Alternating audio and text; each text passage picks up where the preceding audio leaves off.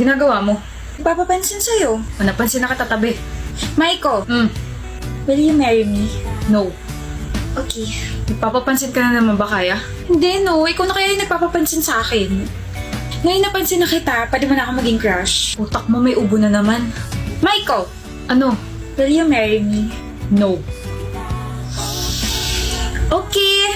Ano na namang ginagawa mo? Shh, dinadasalan na kita na sana magustuhan na kita kasi kawawa ka naman. One-sided lang kasi yung feelings mo for me eh. Akala ko ba gusto mo ko?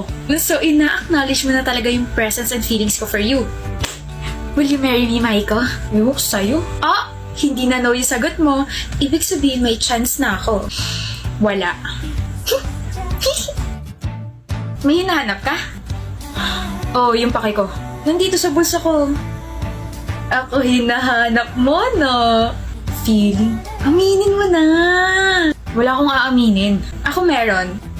Nag-iipon na ako para sa kasal nating dalawa, no? Ito ang ipon ko. May 10 pesos na. Uy! 110 pesos na. Good luck sa pag-iipon natin. Maiko, Hmm, will you marry me? maybe.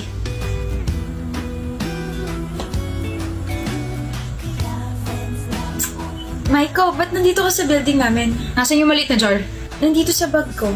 Ako na. Bakit? Itatapon mo? Akala ko ba okay na tayo? I mean, alam ko naman na one-sided pa rin yung feelings ko para sa'yo, pero Sira, di ba puno na yun? oo.